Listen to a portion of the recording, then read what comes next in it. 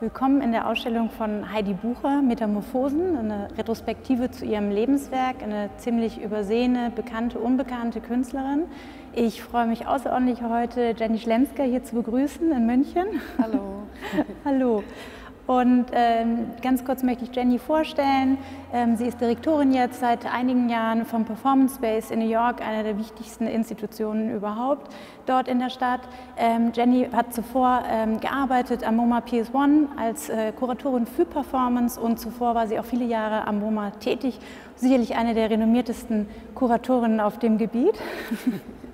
Und wir freuen uns sehr, dass du hier bist, aus dem Grund, dass Heidi Bucher auch ja, sehr viel performative Qualitäten in ihrem Werk hat, über die wir gemeinsam auch sprechen werden, und viel filmisches Material, was wir zum ersten Mal überhaupt hier zeigen. Und sie arbeitet ja sehr stark an der Schnittstelle eben auch verschiedener Medien, was dir ja auch sehr vertraut ist. Und du hast mal gesagt, dich interessiert sehr auch das Flüchtige in der Kunst. Vielleicht können wir das heute nochmal aufgreifen im Kontext von Heidi Bucher. Wir sind hier in dem ersten Raum der Ausstellung und haben angefangen mit einer Arbeit, die zeugt eigentlich von ihrem Aufenthalt in der USA, der sehr, sehr prägend für ihr Werk war und der vielfach wieder auftaucht. Und vielleicht kannst du ein bisschen was sagen, wie hat es dich in die USA gebracht und wie war so dein Werdegang da und deine Karriere bis jetzt? Ja, vielen Dank für die Einladung. Ich bin ganz begeistert von der Ausstellung. Ich kannte Heidi Bucher auch nur ein bisschen durch eine kleine Ausstellung im Swiss Institute in New York. Und mir war aber das Ganze, also von den Body Shots hatte ich noch nie gehört und die ganzen Videoarbeiten und der performative Aspekt der Arbeiten war mir gar nicht klar. Also herzlichen Glückwunsch, und ich bin jetzt schon seit fast 20 Jahren in New York, was mich richtig alt fühlen lässt. Ich bin damals zum Studieren hingegangen, hatte ein Jahr ein Stipendium an der NYU. Und habe dann da bin da kleben geblieben, mir hat die Stadt gut gefallen, habe meine Magisterarbeit da geschrieben und bin dann relativ durch Zufall im MoMA gelandet, weil da der Klaus Biesenbach war der Kurator im Filmdepartment und brauchte eine deutsch sprechende Assistentin. Und ich habe gekellnert und hatte nichts anderes zu tun. Ich wusste gar nicht genau, was Kuratoren eigentlich machen. Und dann bin ich ans MoMA gekommen und war sofort begeistert. Und dann hatte Klaus da einen ziemlich raschen Aufstieg und hat das Medienkunstdepartment gegründet, was dann zum Department of Media and Performance. Und dann brauchten die eine Performance-Kuratorin und ich hatte das große Glück, das zu werden. Und und habe mich dann irgendwie reingearbeitet. New York ist eine Stadt, wo wahnsinnig viele Künstler leben, aber auch Künstler aus ganz verschiedenen Generationen, und habe so ziemlich viel eigentlich mit den Künstlern selbst gelernt. Und mein Weg zur Performance war über die visuelle Kunst, und da war gleich immer am MoMA im Museum natürlich immer die Frage, wie sammelt man denn Kunst oder Performance, wie bringt man Performance in die Sammlung, also eine Kunstform, die ja eigentlich nicht zu sammeln ist. Und es war halt total spannend, weil wir die Künstler alle eingeladen haben und mit denen zusammen erarbeitet haben, wie Performance in einem Museum eigentlich funktionieren kann. Und das war jetzt vor 13 Jahren, damals war das wirklich noch ungewöhnlich, in einem Museum Performance zu zeigen. Das hat sich ja sehr viel geändert in den letzten Jahren. Ja, das ist auch der Grund, warum wir so gerne mit dir sprechen wollten, über die Position. Und Heidi Bucher war selber in den 50er Jahren interessanterweise mal in New York, hat dort auch Kollegen kennengelernt wie Hans Namuth, der ja die Werkprozesse von Jackson Pollock dokumentiert hat, fotografisch. Und das sieht man dann auch wieder in ihren Werkinstruktionen, wie sie das aufgreift beispielsweise, und war aber auch mit anderen Künstlerkollegen dort vertraut. Und als du angefangen hast im Performance Space, was ja, glaube ich, so jenseits des Kunstestablishments in New York der 80er Jahre gegründet worden ist, Subkulturen einen Platz eingeräumt hat, auch im Kontext von bildender Kunst, ja auch Queer-Kultur einfach einen Ort gegeben hat, ein Zuhause und eine ganz besondere Form von Community-Building, die einfach dort stattfindet und die du ja auch sehr stark forcierst und eben mit aktuellen Körperdiskursen in Berührung kommst. Ich glaube, das ist spannend, da deine Meinung und Einschätzung vielfach zu Heidi Bucher heute auch zu hören. Als du angefangen hast, hast du eine Ausstellung gemacht mit Kathy Ecker, die ja auch in den 70ern in New York war, und du hast sie so ein bisschen in die Gegenwart geholt. Wie ist für dich die Wiederentdeckung auch so einer Neo-Avantgarde der 70er für Gegenwartskünstler? Wie werden diese Praktiken heute dort in den Institutionen aufgegriffen? Mit einem anderen Respekt, hast du gesagt, als vor 15 Jahren noch, oder? Das ist auch wichtig für die Ausstellung hier gewesen. Ja, ich meine, es ist immer, es kommt eine neue Generation und die bezieht sich dann auf eine vorige Generation und bringt dann dadurch die Arbeiten wieder oder eine neue Sichtweise auf die Arbeiten. Ich glaube, was historisch interessant ist, also mit dieser Arbeit, die von 72 ist, die Body Shells. Genau, das ist die erste eigene Werkgruppe von Heidi Bucher. Am Strand von Venice Beach in Kalifornien hat sie diese Körperskulpturen aktiviert. Genau. Ja. Und das ist ja eigentlich, also Ende der 60er Jahre, Anfang der 70er Jahre war ja auch ein wahnsinniger gesellschaftlicher Umbruch mit neuen Medien, aber auch die Geschlechterverhältnisse, Feminismus, das ist ja auch ganz wichtig in Heidi Buchers Arbeiten.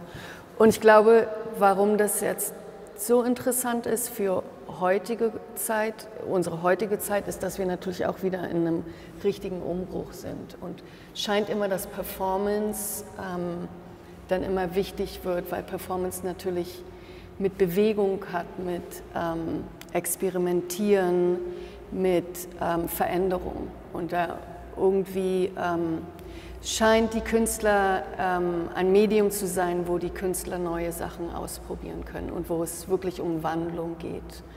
Und was jetzt zum Beispiel in einem statischen Skulptur vielleicht weniger möglich ist. Und deswegen gefallen die mir so gut, diese komischen Körper, die da am Strand rumspazieren und eigentlich gar nicht mehr menschlich sind unbedingt. Und ich glaube,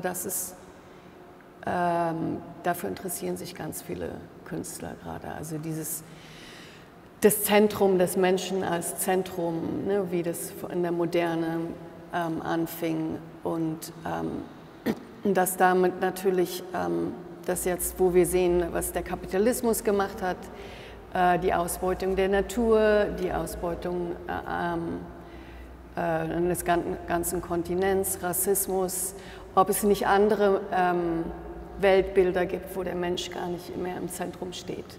Und das sehe ich hier ganz spielerisch. Also das ist ja schon eigentlich gar nicht mehr feministisch, das ist ja posthuman, kann man irgendwie sagen. Also, es ist ganz interessant, dass du das sagst. Und es tauchte vielfach die Frage auf in verschiedenen Generationen, ist sie eine Feministin? Wir werden vielleicht gleich nochmal darüber sprechen. Es geht aber eigentlich noch einen ganzen Schritt weiter und vielleicht können wir das dann nochmal aufgreifen. Darf ich dir noch eine Arbeit zeigen? Ja. Die ist ganz interessant. Wir haben einmal nur flüchtig drauf geschaut. Die ist auch aus dem gleichen Jahr, 1972, und anhand von der Arbeit wussten wir im Kontext der Ausstellung, dass sie tatsächlich in dem Jahr auch das Material Latex entdeckt hat und dass Latex etwas ist, womit sie in den USA in Berührung gekommen ist. Und ich finde es auch ganz toll, wie man diese Fingerspuren sieht. Und ich glaube, dass der Körper, wie er sich ins Material einschreibt, hier so das erste Mal greifbar wird und eigentlich ja so ein Hauptthema dann auch für ihr ganzes Werk ist. Und das Schimmern ist schon zu sehen, ne? Ja, du hast recht. Hier, ne? Dieser Perlmuttglanz, genau. So das erste Mal, dass sie dann mit Perlmutt anfängt zu arbeiten. Was ja auch für so eine Form von Transformation eigentlich steht. Ne? Ja. Und willst du noch kurz über das Woman House sprechen? Ja, sehr gerne. Und zwar vielleicht noch an anderen Arbeiten. Okay. Hinten. Ja. Können wir in den nächsten Raum gehen. Ja, und dann ist sie 1973 zurück in die Schweiz gegangen. Und jetzt sieht man hier diese ersten großen Latexarbeiten und Architekturhäutung, wo sie dafür bekannt ist. Und das hier ist das Herrenzimmer von ihrem Vater in dem ehemaligen Elternhaus, was sie gehäutet hat. Ja, und hier sieht man so oftmals die Gegenüberstellung, die wir versucht haben herzustellen mit dem filmischen Material. Ja. Und, was ja wirklich interessant ist, dass sie alle Häutungen immer aufgenommen hat auf Video. Tatsächlich. Die zeigt, wie wichtig der Prozess selbst ist. Absolut. Und das ist tatsächlich durch die Recherchen der Ausstellung auch in enger Zusammenarbeit mit den Söhnen und dem Nachlass und einer alten Box mit verstaubten VHS-Kassetten, die wir gefunden haben, hat sich das herausgestellt, dass sie wirklich jede Häutung filmisch aufnehmen lassen, manche sogar fotografisch. Ja, und wie es auch wirklich richtig in Szene gesetzt ist, ne? Als würde sie da in dieser Haut selbst drin einen Teil davon einnehmen. Ja. Also wir bewerten das so ein bisschen auch einfach als eine Hinwendung zu emanzipatorischen Themen. Das war auch ein Selbstfindungsprozess, glaube ich, den sie durchlebt hat, sehr stark. Sie hat sich auch getrennt in dem Jahr von ihrem Ehemann und bemächtigt sich irgendwo so ihrer eigenen Vergangenheit fast dadurch. Erinnert dich das so ein bisschen auch an Strategien von Self-Empowerment zum Beispiel? Da habe ich jetzt irgendwie nicht dran gedacht. Ich habe wirklich tatsächlich an die Häutung von einem Tier gedacht, also von einer Larve. Meine Kinder lesen gerne das The Hungry Caterpillar, die hungrige Raupe Nimmersatt. Und ich liebe das Buch. Daran habe ich einfach gedacht, dass sie, also wo du erzählt hast, dass es ein wichtiges Jahr ist und dass sie sich eigentlich häutet. Ne? Und die Schlangen oder die Tiere häuten sich, wenn sie wachsen und größer werden. Also was ablegen, und so sieht es ja Transformation, fast aus. Also das ist ja wirklich jetzt nicht mehr, da ist sie gar nicht mehr dran zu erkennen. Also sie wird auch immer wieder ein Teil von diesen Häutungen, ja, absolut. Ja. Und warum das Herrenzimmer? Hat sie jemals darüber gesprochen? Also wir konnten so ein bisschen eruieren tatsächlich durch die Ausstellung, an welchen Orten sie gearbeitet hat. Und das Herrenzimmer ist eben eines der ersten Orte und in den 70er Jahren wendet sie sich vorwiegend eigentlich ihrer eigenen Biografie zu. Und dazu zählt das Elternhaus und sie hat 2 Häutungen, langwierigen Prozess im Elternhaus. Das ist ja wirklich wie eine Schlange jetzt, ne? Ja. So eine Schlangenhäutung. Absolut, ja. Und in den 80ern geht sie dann zu öffentlichen Orten und die eigene Biografie und die Rollen, auch das sehen wir gleich noch, von weiblichen Familienmitgliedern und auch diese repressiven Rollen, in denen die sich wiedergefunden haben, in denen die Lebensentwürfe einnehmen mussten, das ist was, wo sie sich ganz stark dran abarbeitet. Und ich glaube, das Herrenzimmer auch in diesen schwierigen Strukturen in der Schweiz, wenn man denkt, wann das Wahlrecht erst Anfang der 70er eingeführt worden ist für Frauen und so weiter, das hat sie schon sehr, sehr stark beschäftigt in der Zeit. Ja. Es gibt da aber noch 2 kleine Arbeiten, die weisen auch noch auf diese Zeit in den USA, weil du fragst, wo diese Tendenzen so ein bisschen bei ihr herkommen. Also das Textile war von Beginn an bei ihr ein Thema. Sie hat ja auch eine Schneiderlehre gemacht. Wir wissen jetzt auch, dass sie bei Johannes Itten war. Aha. Und was dich am Anfang so bei den Bodyshells Bauhaus, ne?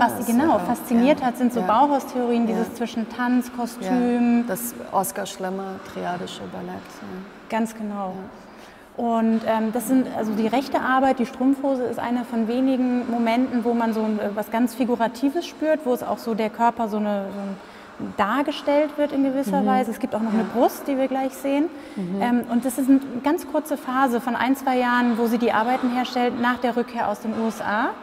Und wir konnten im Kontext von den Ausstellungsvorbereitungen einen Flyer finden, dass sie bei Woman House teilgenommen hat in den USA. Ja. In ihrer Zeit in Kalifornien, wo sie mit ihrer Familie über ein Jahr war. Ja. Ganz wichtige Referenz für feministische Kunst. Ja. Und mir ist erst auch dann klar geworden, dass natürlich im Feminismus man sich ja vielfach auch bezogen hat auf weibliche fragmentarische Anatomien und dass Nacktheit da nochmal ganz anders verhandelt wird, als es dann später bei Heidi Bucher der Fall ist und sich auch eben diese Frage gestellt hat, ist sie eine Feministin? Wie siehst du das? Schon, ja. Also an den Arbeiten, die ähneln ja schon die Arbeiten aus dem Woman House, also viel Stoff, immer also weiche Materialien. Miriam Shapiro ist ein Stichwort, genau, ne? Judith Chicago.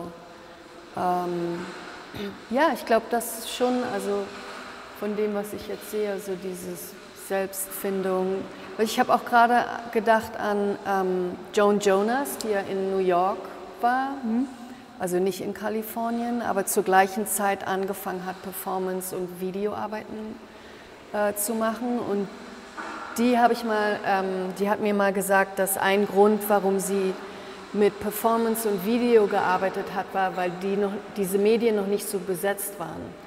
Also als Frau irgendwie angefangen zu malen oder Skulpturen zu machen, da kam man sich gleich beobachtet und irgendwie da war die Geschichte schon so schwer. Und Performance und Video, Film hat einem viel mehr Freiheit gelassen, neue Sachen zu machen, weil Video war ja ein ganz neues Medium da und Performance ist einfach einfacher, also wenn man selbst performt, also wenn dann nur einer performt und man selbst der Performer ist, ist es natürlich viel einfacher zu machen. Also eine ganz bewusste Entscheidung, auch in die Medien zu gehen. Ne? Ja. Und das ist bei ihr in so einer Stärke und so einem Selbstbewusstsein immer von einem Jahr, dass man einfach nur annehmen kann, es war eine bewusste Setzung für sie. Nee, und das gefällt mir auch, dass ihr das so zeigt, also dass ihr die Videos zeigt von den Häutungen, weil das gibt ja nochmal eine ganz andere Dimension. Was ja auch immer, also nochmal auf die Performance im Museum zurück, was ja immer so schwierig ist, weil eigentlich ist ja die ganze Kunstgeschichte, also mindestens des 20. Jahrhunderts, immer voller Querverweise zu Performance und Live-Aktionen. Und das ist aber natürlich immer so schwer in einem Museum, das zu zeigen, weil es natürlich nicht oder kaum archivierbar ist. Glaubst du auch, dass das ein Grund ist oder eine Herausforderung, warum es so lange gedauert hat, bis dieses Verschmelzen von Medien irgendwie auch eine Aufmerksamkeit bekommen hat? Ja, und ich glaube, dass im 20. Jahrhundert das Objekt, das statische Objekt noch einen ganz anderen Wert hat und wir im 21. Jahrhundert das immaterielle, ephemere viel wichtiger wird. Also ich könnte mir sogar vorstellen, dass sich es irgendwann mal sogar kippt. Ja, ganz, ganz wichtige Aussage von dir. Genau, hier haben wir einfach so ein paar kleine Materialstudien, aber irgendwie die sind sehr, sehr früh und sehr zart. Und genau wie du sagst, die Libelle, die dann auch oftmals zu ihrem Signet auf den Arbeiten wird, Schaumstoff. Und immer wieder das Perlmutt, ne? Der Glanz. Ganz, ganz früh schon. Und die Bodyshells hat sie aus Schaumstoff gemacht zum Beispiel. Oder auch die Arbeiten, die wir im nächsten Raum sehen, sind mit Textilien viel, die man da auch schon sieht. Da hat sie mitgespielt, da gibt es glaube ich 15 Stück, das sind so Handlibellen, die kannst du in die Hand nehmen und durchgucken. Gibt es auch ganz schöne Fotos von ihr und der Familie. Ja, weil wir gerade gesprochen haben über Feminismus und West Coast und wie sie damit in Berührung gekommen ist. Eine ganz schöne Geschichte. Womanhouse aus. Ja. Die Brust gehört ihrer ersten Galeristin, Elisabeth Kübler.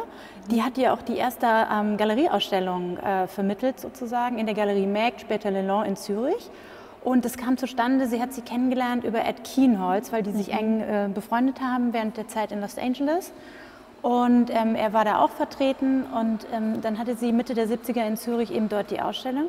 Und interessanterweise hatte Louise Bourgeois ihre erste Ausstellung in Europa auch in der Galerie auf Einladung von der gleichen Galeristin.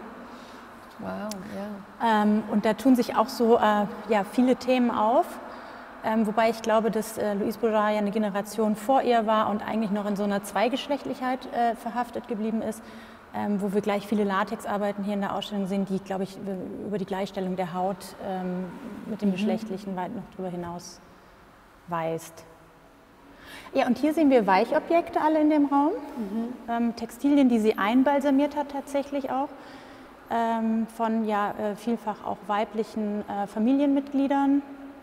Ist so was Surreales, mich erinnert es vielfach auch so ein bisschen an Meret Oppenheim zum Beispiel, mit der Muschel.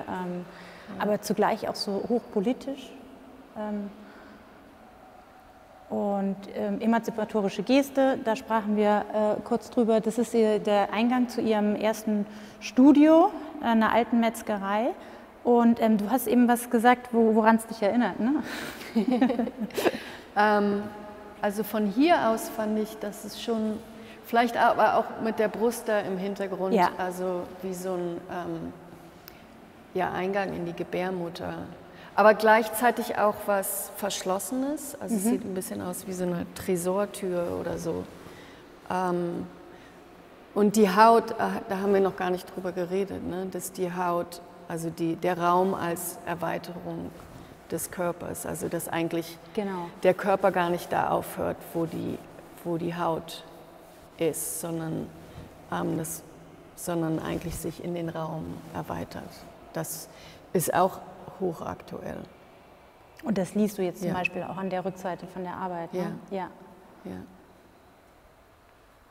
Ist auch was, es hat alles was vielleicht auch mit dem Feminismus aus den 60er, 70ern, es hat alles was Befreiendes und auch was Beengendes gleichzeitig.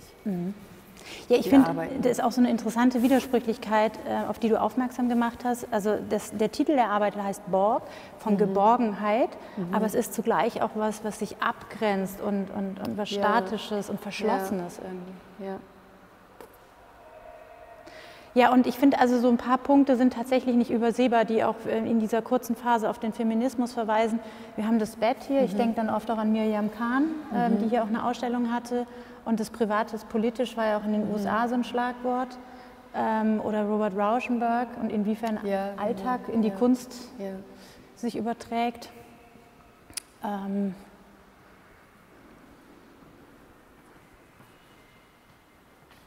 Das gefällt mir, das Bett. Ist ja auch ein Moment von Abstraktion, der da reinspielt, ne? Also wo sie Assoziationen, glaube ich, zulässt. Und wie sind die Arbeiten? Das sind aber keine Häutungen.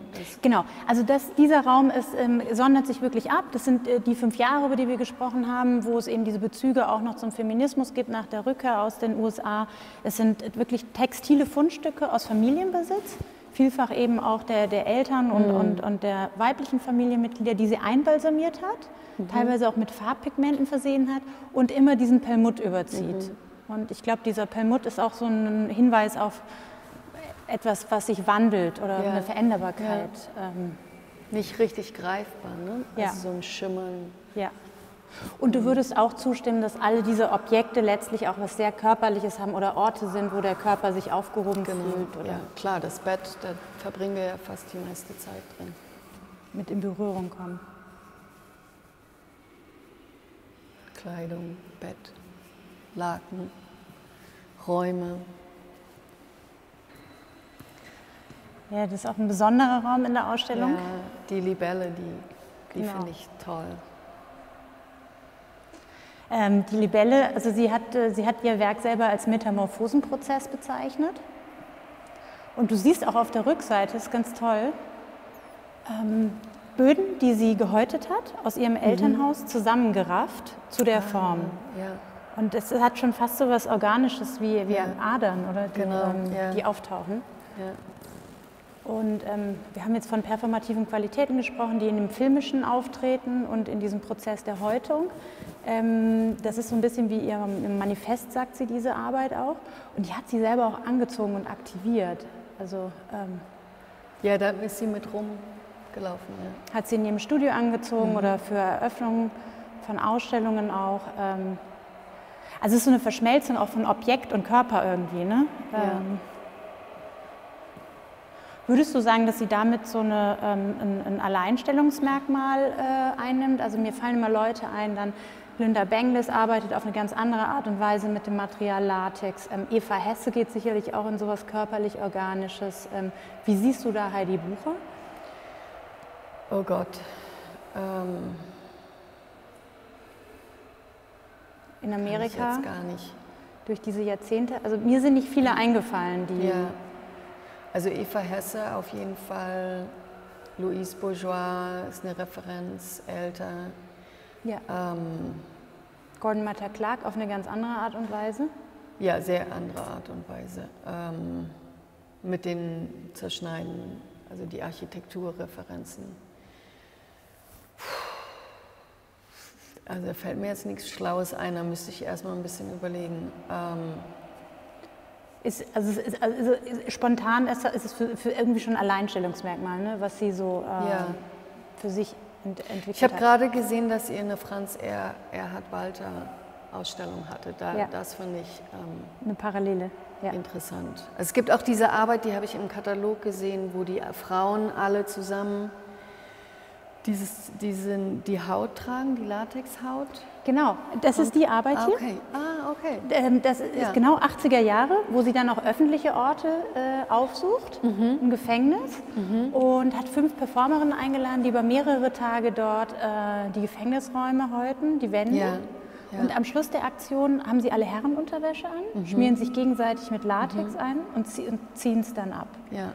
Und den Film haben wir auch um die Ecke gezeigt und sie tragen dann anschließend zur Eröffnung dieser Triennale, in Lyon war das, da haben auch ganz tolle Künstlerinnen wie Trisha Brown, Ulrike Rosenbach daran teilgenommen, Maria Lasnik. Also es war so interdisziplinär zwischen Malerei, Tanz, Video auch ausgerichtet, durch die Stadt, die gehäuteten Latexböden. Ja.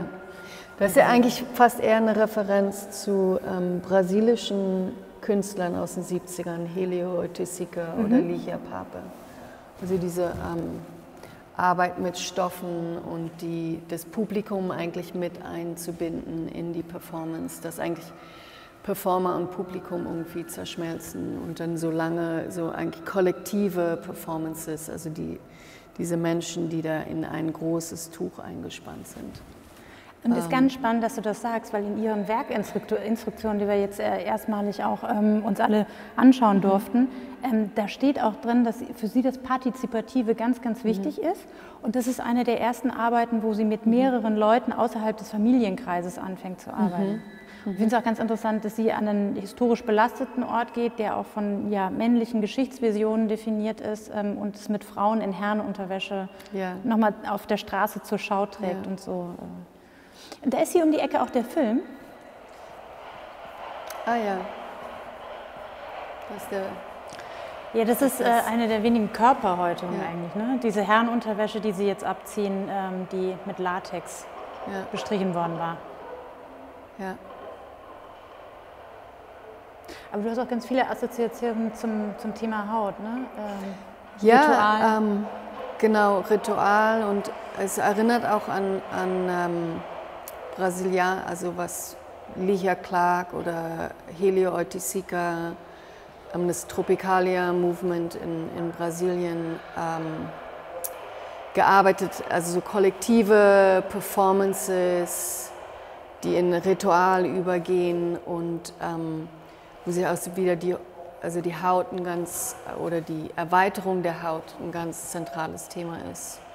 Und auch was ich gerade ja schon gesagt habe, dass der Performer und der Zuschauer, der Teilnehmer eigentlich ein und die gleiche Person werden.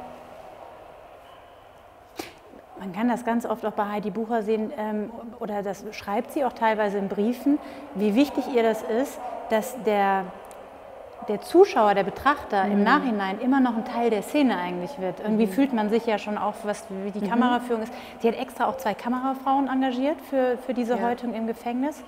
Man fühlt sich sehr verbunden fast, als wäre man Teil davon.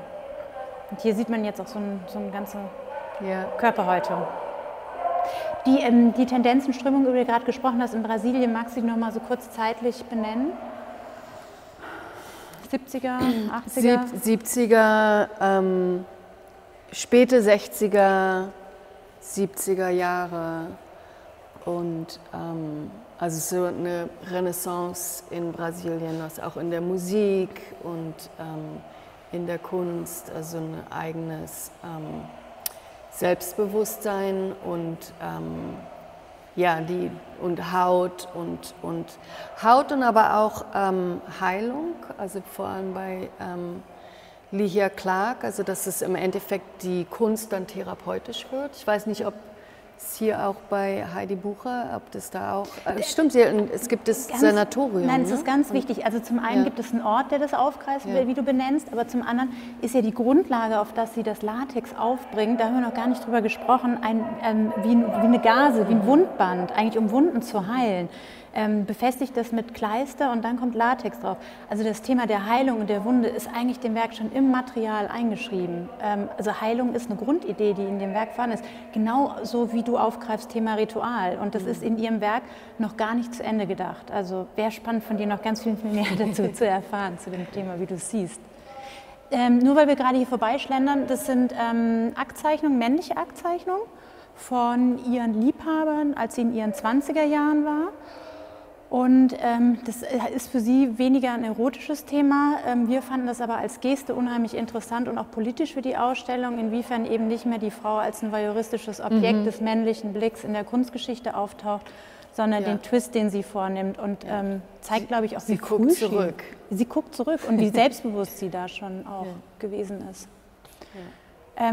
Die Nacktheit taucht hier auf, die hat in dem anderen Raum kurz aufgeblitzt und verschwindet dann eigentlich für immer in ihrem Werk.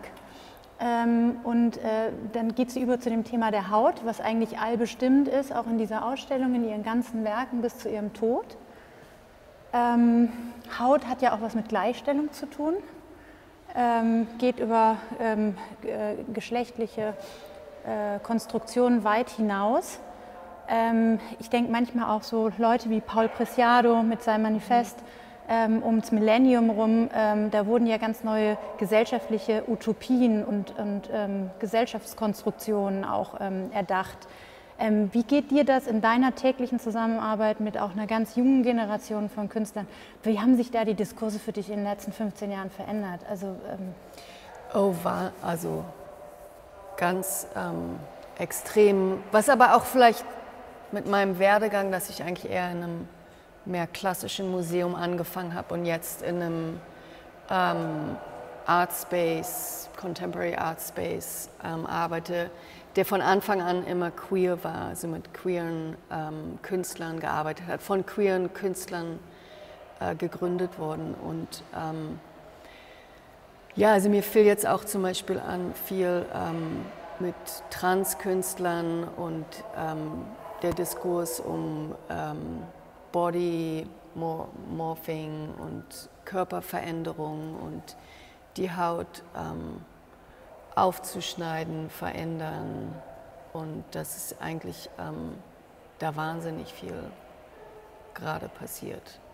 Und ja, und das Ganze, da sind dann diese Zeichnungen fast ein bisschen altmodisch dagegen, ne, weil die sind noch klassisch. Es geht auch mehr um die Geste, glaube ich. Plastisch, phallisch sind, und das ist ja eigentlich eher so eine völlige Auflösung des Körpers oder des individuellen Körpers.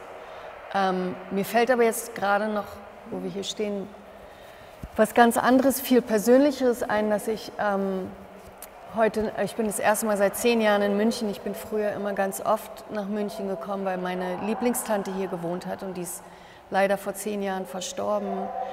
Und ich bin heute, das Einzige, was ich gemacht habe, als ich aus dem Flugzeug kam, ich bin zu ihrem alten Haus in Schwabing gefahren und stand davor. Und es ist halt wahnsinnig, also wie so Häuser, Orte, Fassaden. Ich bin gar nicht reingelaufen, aber ich habe kurz reingeguckt, also wie emotional man denen verbunden ist. Und das, also Erinnerung an Orte, und das ist ja auch... Ja, und Räume, und wie man die eigentlich auch mit sich mitträgt, also in der Haut irgendwie, also so ein Gedächtnis, dass sie viel mehr als Objekte sind, Räume. Und ich finde, das ist ja fast oder ist organisch. Ne? Absolut. Vom Material her durch und durch erinnert es an das Organische und auch so ein Alterungsprozess, der sich einschreibt. Ich finde es sehr schön, was du sagst, nämlich dieser Verweis darauf, dass man etwas mit sich mitnimmt. Und ich glaube, dass sie das auch nochmal bewusst betont, indem sie diese Arbeiten auch schweben lässt. Und das haben wir versucht, hier nochmal zu rekonstruieren. Das hat sie vielfach gemacht im Außenraum. Das ist eine der wenigen noch existenten Hauträume, überhaupt einer von 2 aus dem Mikromuseum in Zürich, und den wir mit einem großen Aufwand überhaupt auch dank der Kollegen hier zeigen können. Wahnsinn. Also er war auch ich kann mir schwierig gar nicht vorstellen, vom Zustand. wie ihr das aufbaut. Ja. Und also das ist sehr, sehr schön. Und das Thema der Erinnerung schwingt hier sicherlich sehr, sehr mit. Und das Immaterielle letztlich auch. Ja. Was ist das für ein Zimmer? Also das ist das Zimmer von ihrem Freund Rick, Ricks Kinderzimmer. Der ist in ähnlichen sozialen Strukturen, auch in der Schweiz in Winterthur aufgewachsen und ist dann Arzt geworden und hat sie tatsächlich auch bis zu ihrem Tod begleitet. Das heißt, dem Zimmer hier ist auch was sehr Persönliches ihrer eigenen Lebens- und Gesundheitsgeschichte letztlich auch eingeschrieben. Ja. Es gibt ein ganz schönes Gedicht, was sie geschrieben hat, das haben wir entdeckt und wollten das hier auch ausstellen, das heißt Räume. Und es ist genau, was du sagst, Mitnahme der Räume, Kenntnis der Räume, Geborgensein, Geborgenheit des Raumes, Versinnbildlichen. Und sie hat auch mal gesagt, also dass die Räume quasi dieses Verweichlichen, dieses Instabile, also diese statischen Verhältnisse, die Statik aufzulösen und zu verweichlichen. Das war so, glaube ich, ihr Ziel. Und das finde ich so spannend, was du gesagt hast, auch in den 70er Jahren, einfach dieses Weggehen vom Objekt gegen das, was so vorherrschte, auch was sie in New York kennengelernt hat oder in LA und so was Weiches dagegen zu stellen. Und diese Arbeiten, die fallen in sich zusammen, auch wenn man sie loslässt. Ja. Also Die kann man im Endeffekt in eine kleine Box. Sie sind alle in kleinen Crates, gerollt, viel, viel kleiner als eigentlich gedacht. Ja, und neben diesen öffentlichen Orten, wir haben eben kurz über das Gefängnis gesprochen beispielsweise, wendet sie sich dann noch Orten zu wie der Psychiatrie. Das ist hier die Psychiatrie Bellevue in Kreuzlingen am Bodensee und heute das Eingangsportal, wo es auch gleich um die Ecke noch eine ganz interessante filmische Aufnahme zu gibt. Und ich meine, also was könnte man noch Politischeres aufgreifen an einem Ort, der Körperpolitiken verhandelt, als eine Psychiatrie? Ja.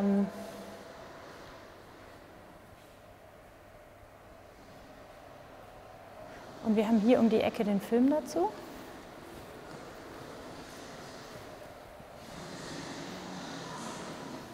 Aber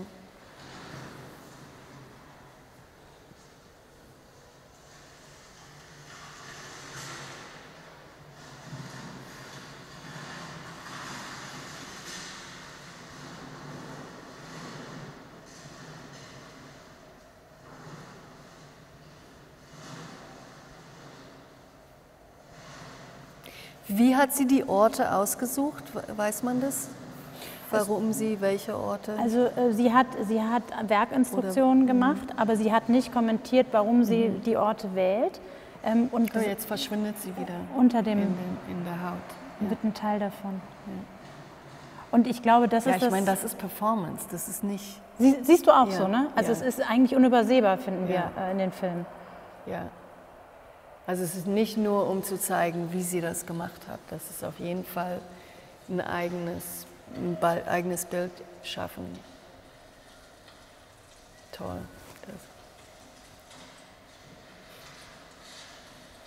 Und wie physisch das auch ist, wie schwierig das auch ist. Ne? Ja. Also diese physische Intensität, finde ich, ist auch einfach wirklich dieses sich bemächtigen über etwas, so eine physische Integrität wiedergewinnen. Genau wie das eigentlich auch sehr imposant ist, also das ist der gleiche Ort, die Psychiatrie, aber hier sind wir in dem Audienzzimmer, wo der Psychiater behandelt hat. Es sind über 4 Generationen und um die Jahrhundertwende war dort Binswanger in einem engen Austausch auch mit Sigmund Freud. Und die haben in diesem Zimmer die erste Probandin für die Studien der Hysterie von Sigmund Freud behandelt. Und das war ja eine Krankheit, die auch eine geschlechtliche Zuordnung erfahren hat, nämlich des weiblichen Geschlechts.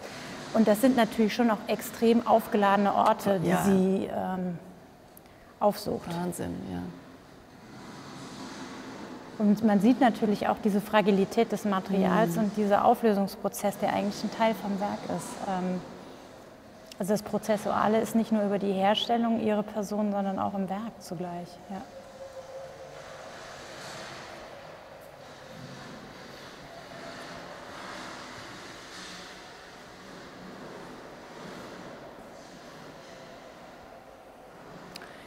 Jenny, magst du noch was sagen zum Thema Körperpolitiken? Weil das was ist, was dich so alltäglich ja begleitet in deiner Arbeit? Kannst du mir eine konkretere Frage stellen? Was zum Körperpolitik?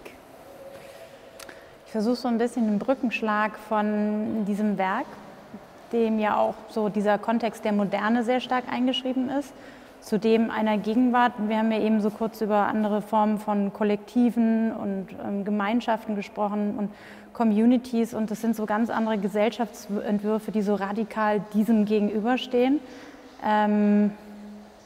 Wie du so einen Brückenschlag für dich empfindest. Ich meine, das sind ja eigentlich so ein Jahrhundertsprung, den wir hier machen.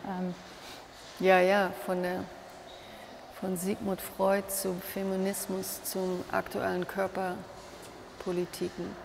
Weil das ist jetzt ein Dreiklang, den du damit benennst, der ja in dem Werk auch angelegt ist eigentlich, ne? Ja. Ich weiß jetzt nicht, ob ich was ganz Schlaues dazu sagen kann, außer das, was ich vorher schon gesagt habe, also dieser Wandel einfach, den sie zeigt und die Ungewissheit, also hier drinnen zu stehen und sich vorstellen, dass die ganzen Hysterikerinnen hier mit diesem autoritären Psychiater, sich von dem autoritären Psychiater behandeln mussten, da kommt mir irgendwie der Schauder über. Zum Jetzt finde ich es ganz schwer, gerade was zu sagen. Und ich glaube, dass es aber ein gutes Zeichen ist. Also ich glaube, dass einfach wahnsinnige Umbrüche nochmal von Corona verschleunigt und in den USA und von der ganzen politischen Situation. Ja, wir in einem großen Wandel untergehen, wo man noch gar nicht weiß, wo es eigentlich hingeht. Aber irgendwie kollektiv, glaube ich, eine Antwort ist, also ein Versuch, kollektiv auf dies Jetzt zu reagieren und nicht mehr als einzelne Künstlerpersonen. Und ja, und einfach die Hinterfragung des ganzen Menschenbildes. Also wo hat uns der Humanismus eigentlich hingebracht und wollen wir hier wirklich sein? Und vielleicht ist der Mensch, so wie wir ihn verstehen, und unsere Haut als Grenze des Menschenseins, dass es eigentlich gar nicht mehr zeitlich angebracht ist, dass wir eigentlich neue Körperbilder brauchen. Ja. Und ziemlich dringlich, auch angesichts der ganzen Umweltkrise und Gesundheitskrise und Geschlechterkrise. Und es ist aber, also persönlich, deswegen mache ich meinen Beruf so gerne, dass ich immer das Gefühl habe, dass die Künstler das intuitiv erfassen. Und ich bin eigentlich nur jemand, der zuguckt, und ich kann da jetzt gerade gar nicht sagen, wo es hingeht oder wo wir überhaupt sind. Ich weiß nur, dass irgendwie wirklich ein großer Bruch gerade stattfindet oder auch schon stattgefunden haben und wir uns dem gerade bewusst werden. Und irgendwie die Arbeiten finde ich sehr dazu, darüber sprechen oder sich damit auseinandersetzen. Ja. Geht mir absolut genauso. Das ist, also dieser Ort ist so ein besonderer in der Ausstellung, wo das Menschenbild eigentlich in Frage gestellt wird und der Humanismus sich auflöst im Werk. Ja. Oder auch, ne, wer normal, also die Psychiatrie geht ja davon aus, dass es eine normale Psyche gibt. Was ist die Norm? Und das gibt es einfach nicht mehr. Also und vor allem mit den digitalen Medien, das löst sich halt alles auf. Also vielleicht sind die Hysteriker eigentlich die viel normaleren. Genau so, ja. Ja. Das ist eigentlich ein Manifest gegen Konformität auch. Ja. Ja, aber wirklich toll. Also ich verstehe gar nicht, warum die Künstlerin nicht mehr bekannt ist. Ja, das ist, glaube ich, der Kunstbetrieb. Ja, ich glaube auch.